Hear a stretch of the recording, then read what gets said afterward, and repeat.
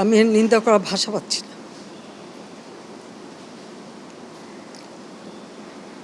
আপনার ধন্যবাদ। এখনও নাকি আন্দোলন করতে হবে দফা, প্রথমে এক দফা কোটা সংস্কার করতে হবে,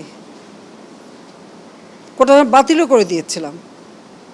আচ্ছা, কোটা সংস্কার হবে, আপিল করলাম, উচ্চ আদালত সিদ্ধান্ত দেবে, সেই জন্য পর্যন্ত তো ধৈর্য ধরতে হবে। যে কোনো নাগরিককে তো আইন আদালত মেনে চলতে হবে, সেটা না ওই এক দফার পরে আসলো 4 দফা, তারপর আসলো 6 দফা, তারপর আসলো 8 দফা, তারপরে আবার 4 দফা, আবার ওই 4 দফাও হবে না, আরও 8 দফা। এইভাবে এমন একটা পরিবেশ সৃষ্টি, আর সেই সাথে সাথে এই ধ্বংসযজ্ঞ, মানে এই ধ্বংসযজ্ঞটাকে সুযোগ সৃষ্টি করে দেওয়া। ক্ষতিকার হলো আজকে মেট্রো রেল বন্ধ, কারণ এই স্টেশন যেভাবে ধ্বংস হয়েছে, এটা সম্পূর্ণ ডিজিটাল সিস্টেম, ইলেকট্রনিক সিস্টেম, সম্পূর্ণ মডার্ন।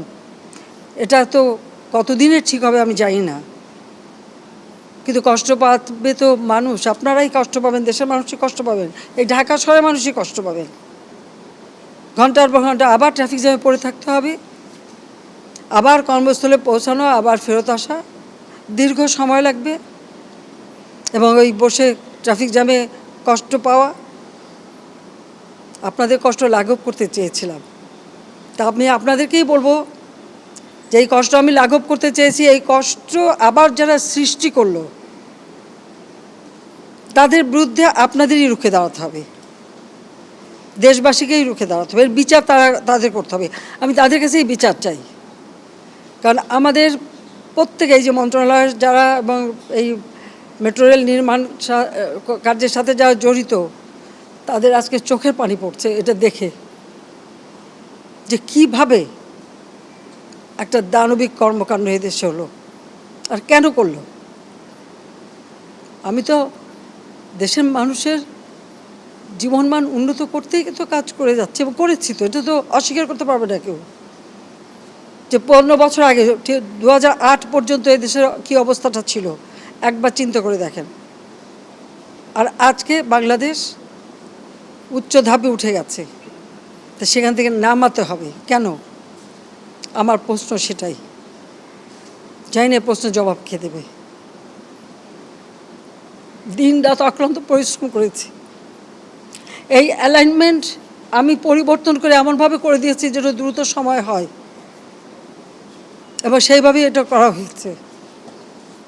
আমি আরও এটা বাড়িয়ে দিয়েছি, মতিঝিল থেকে একেবারে কমলাপুর রেল স্টেশন পর্যন্ত যাবে, কেন? মানুষ আরও শুদ্ধভাবে চলতে পারে।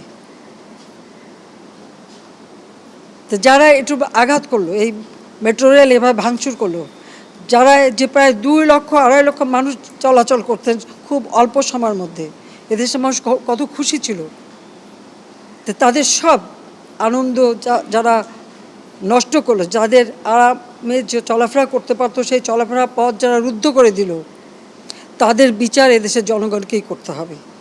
আমি সেটাই চেয়ে যাচ্ছি। আমি এর নিন্দা করার ভাষা পাচ্ছি না।